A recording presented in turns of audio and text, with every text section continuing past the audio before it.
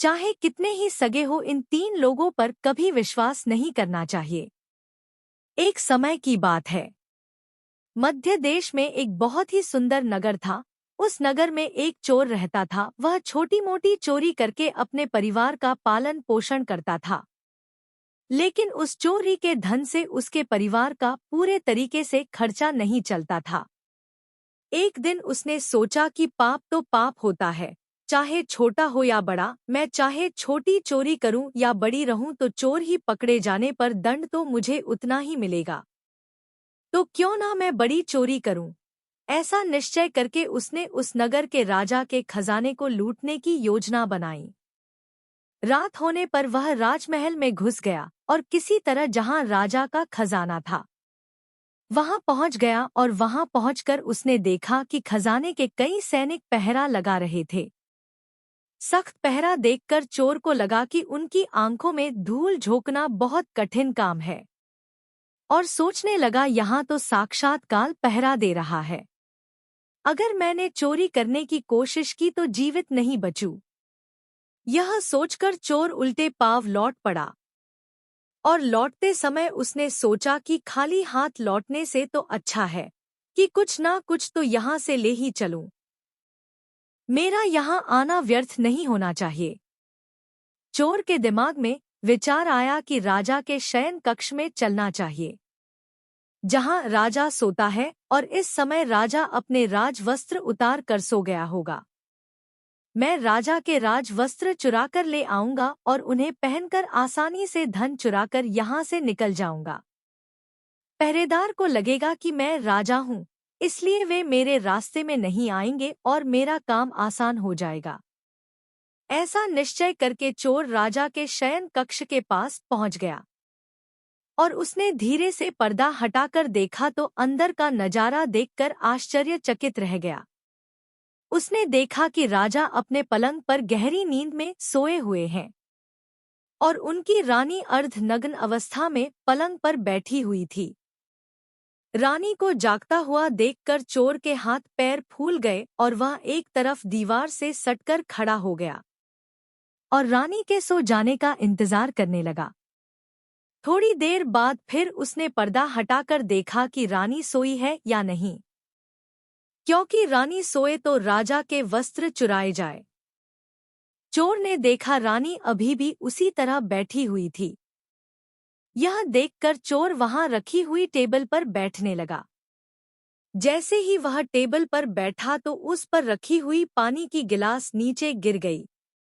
उस आवाज को सुनकर राजा की नींद तो नहीं खुली, परंतु रानी तलवार लेकर बाहर आ गई और तलवार चोर की गर्दन पर रख दी और बोली, कौन है तू और यहाँ किस लिए आया है? सच सच बता, वरना तेरा सिर धड़ से अलग कर दूंगी।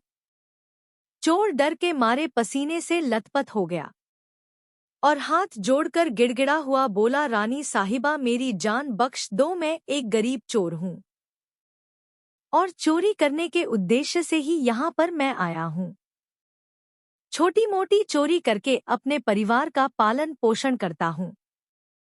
आप मुझे मार दोगी तो मेरे बच्चे अनाथ हो जाएंगे।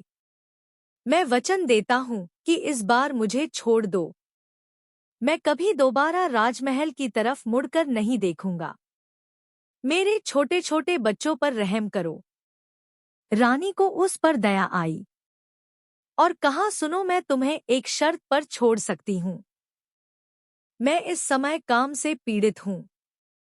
यदि तुम मेरे साथ समागम करो तो मैं तुम्हें यहाँ से जाने दूंगी, वरना एक ही झटके में तुम्हारा सिर काट दूंगी। रानी की यह अनोखी शर्त सुनकर चोर और भी ज्यादा घबरा गया और कहने लगा, रानी साहिबा, यह आप क्या कह रही हो? मैं तो एक चोर हूँ और आप इतने बड़े राज्य की महारानी, मेरी क्या औकात है जो मैं तुम्हारे साथ ऐसा करूं? मेरे लिए तो यह सोचना भी बहुत बड़ा पाप है। रानी ने कहा, मैं कुछ नहीं सुनना चाहती। अगर तुम्हें अपनी जान प्यारी है तो मैं जैसा कहती हूँ वैसा ही करो, वरना मरने के लिए तैयार हो जाओ। रानी का ऐसा प्रस्ताव सुनकर चोर की जान हलक में अटक गई और सोचने लगा, आज मैं बहुत बड़ी मुसीबत में फंस गया। यदि मैंने रानी की बात नहीं मानी तो भी मारा जाऊंगा, और बात मान ली तो भी मारा जाऊंगा। चोर बहुत बड़ी दुविधा में पड़ गया कि क्या करूं। आखिरकार उसने रानी के साथ समागम करने की बात को स्वीकार कर ली और बोला, रानी साहिबा, मुझे 5 मिनट का समय दे दो। मुझे बहुत जोर से लघु शंका लगी है। पहले मुझे लघु शंका से निवृत्त होने दो, उसके बाद आप जैसा कहोगी मैं वैसा ही करने के लिए तैयार हूँ।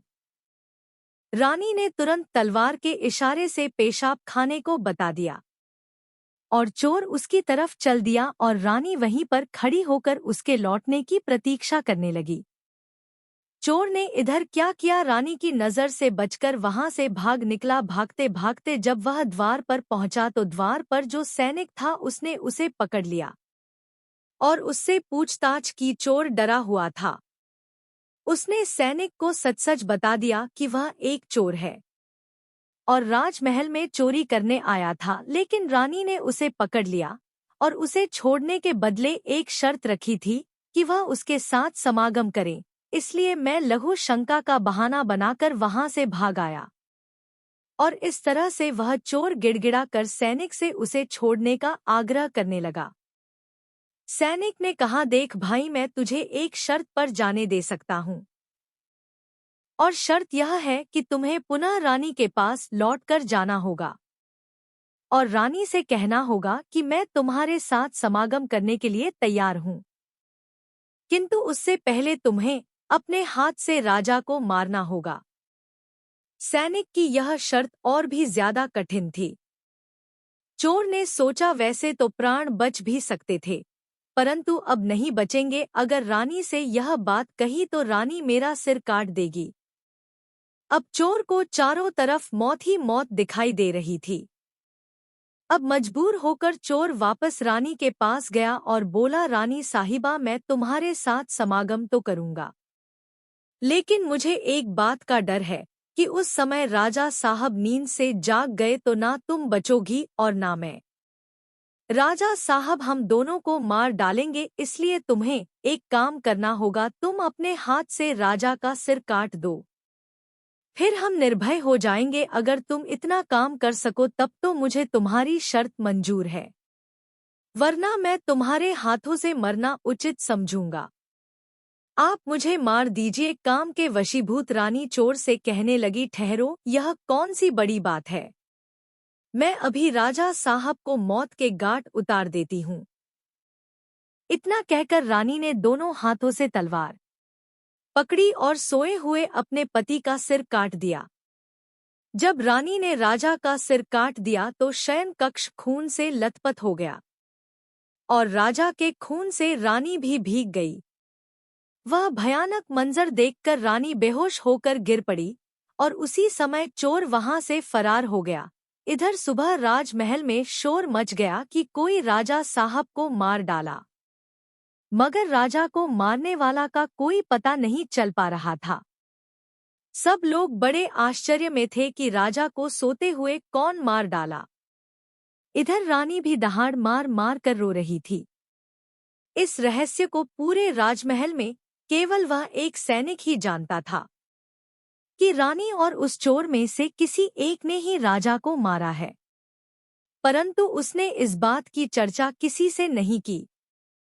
इधर राजा के अंत्येष्टि क्रिया की पूरी तैयारी हो चुकी थी। उधर रानी ने घोषणा की कि वह अपने राजा के साथ सती होना चाहती है। यह जानकर रानी पर किसी ने संदेह नहीं किया, क्योंकि रानी अगर ऐसा करती तो वह राजा के साथ सती क्यों होती। इधर रानी सब श्रृंगार करके राजा के साथ चिता पर जाकर बैठ गई। राज्य के सभी लोग राजा की चिता पर एक एक करके लकड़ी रख रहे थे और उन्हें नमन करके पीछे लौट रहे थे। इस प्रकार से सबके बाद में वह सैनिक भी राजा की चिता पर लकड़ी रखने गया जो इस रहस्य को जानता था। उसने धीरे से रानी के कान में कहा, महारानी, आप तो सती हो जाओगी। मुझे इतना तो बता देती कि राजा को आपने मारा था या उस चोर ने। यह सुनकर रानी चौंक पड़ी। वह समझ गई कि इसका मतलब इस भेद को यह सैनिक भी जानता है। रानी ने कहा, सुनो राजा को ना तो मैंने मारा है ना उस चोर ने। अगर तुम्हें यह जानना है कि राजा को किसने मारा है तो तुम नगर से बाहर उत्तर दिशा में जो जंगल है उसमें चले जाओ। वहां कुटिया में एक बुढ़िया रहती है, वह तुझे इस रहस्य को जरूर बता देगी। सैनिक को यह रहस्य जानना था, इसलिए वह अगले ही दिन रानी के बताए अनुसार जंगल में चला गया। जंगल में पहुंचने पर उसे वह कुटिया दिखाई दी जिसमें वह बुढ़िया रहती थी। सैनिक उस बुढ़िया के पैर पकड़कर बोला, माँ जी, मैं एक रहस्य जानने के लिए आपके पास आया हूँ। राजा साहब की हत्या किसने की? तब बुढ़ी माँ कहती है, बेटा अगर तुझे यह रहस्य जानना है तो तुझे एक काम करना होगा। मेरी कुटिया के बाहर एक बकरा बंधा हुआ है, तू अपनी तलवार से उसका सिर काट दे और सिर काटते ही बकरे की धड़ वहीं गिर जाएगी और उसका सिर हवा में उड़ने लगेगा। तब तुम उस बकरे के सिर के कान पकड़कर लटक जाना। वह बकरा का सिर तुझे जिस जगह पर ले जाएगा वहां पहुंचकर तुझे तेरे सवाल का जवाब मिल जाएगा कि राजा को किसने मारा है। अब सैनिक ने वैसा ही किया। कुटिया के बाहर जो बकरा बंधा हुआ था, सैनिक ने उस बकरे का सिर काट दिया। सिर कटते ही वह हवा में उड़ने लगा। उसने झपट कर बकरे के दोनों कान पकड़ लिए। वह सिर उड़ता हुआ उस भयंकर वन के बीचों बीच उसे ले गया। उस जगह पर एक गुफा बनी हुई थी। उस गुफा के द्वार पर जाकर वह सिर नीचे उतर गया। सैनिक सोचने लगा कि इस जंगल में ना तो कोई मनुष्य दिखाई दे रहा है, यहाँ भला कौन मुझे राजा की मौत का रहस्य बताएगा। वह गुफा के द्वार पर खड़ा खड़ा यही सोच रहा था और वह गुफा एक राक्षस की थी, जिसमें वह राक्षस और उसकी एक बेटी रहती थी। अब शाम हो गई और वह राक्षस अपने भोजन के लिए बाहर गया हुआ था। गुफा के अंदर उसकी बेटी मौजूद थी। इधर जब राक्षस कन्या को किसी मनुष्य की गंध मालूम पड़ी तो वह द्वार पर निकल कर आई तो उसने देखा कि एक हट्टा कट्टा नौजवान गुफा के द्वार पर खड़ा है। राक्षस कन्या ने सोचा कि अगर मैंने इसे खा लिया तो मेरे एक समय की भूख मिट जाएगी और अगर मैंने इसे जिंदा रखा तो यह नौजवान मेरे बहुत काम आएगा। राक्षस कन्या ने तुरंत एक सुंदर लड़की का रूप बनाया और उसके सम्मुख पहुंच गई। इतनी सुंदर स्त्री आज तक उसने पहले कभी नहीं देखी थी। वह सैनिक उसे देखते ही उस पर मोहित हो गया। लड़की भी उसे अपनाने के लिए आई थी, इसलिए उसे अपनी गुफा में बुलाकर ले गई और उसके साथ खूब मस्ती की। इधर जब राक्षस के आने का समय हुआ तो लड़की ने उसे मच्छर बनाकर दीवार पर चिपका दिया। राक्षस आया और उसने लड़की से पूछा कि बेटी, मुझे किसी मनुष्य की गंध मालूम पड़ रही है। मुझे लगता है कि कोई आदमी हमारी गुफा में घुस आया है। तब बेटी बहाना बनाती हुई बोली, पिताजी कैसी बात कर रहे हैं? हमारे होते हुए कौन मनुष्य यहाँ आने की हिम्मत करेगा? मैं तो उसे कच्चा चबा जाऊंगी। इस तरह उसने राक्षस को गुमराह कर दिया। अब वह राक्षस कन्या रोज उसे रात होने पर पुरुष बना देती थी और दिन में उसे मच्छर बनाकर दीवार पर चिपका देती थी। इस प्रकार सैनिक को राक्षस की गुफा में रहते रहते काफी दिन बीत चुके थे। अब उसे अपनी पत्नी और बच्चों की याद आने लगी, परंतु वह राक्षस कन्या के चंगुल से नहीं निकल पा रहा था। एक दिन उसे मौका मिल गया और वह किसी तरह रात में वहां से भाग निकला और भागते भागते कई दिनों के बाद वह अपने नगर पहुंच गया। अपने घर पहुंचकर उसे बहुत खुशी हुई। अपने बच्चों से मिलकर वह बहुत प्रसन्न हुआ। सोचने लगा, अच्छा हुआ जो मैं वहां से चला आया, ना जाने कब तक वह मुझे मच्छर बनाकर वहां रखती। इस तरह उस सैनिक को अपने घर पर रहते हुए काफी दिन बीत गए। एक दिन उसे फिर उस लड़की की याद आई। अब तो दिन रात वह उसके ख्यालों में खोया रहता।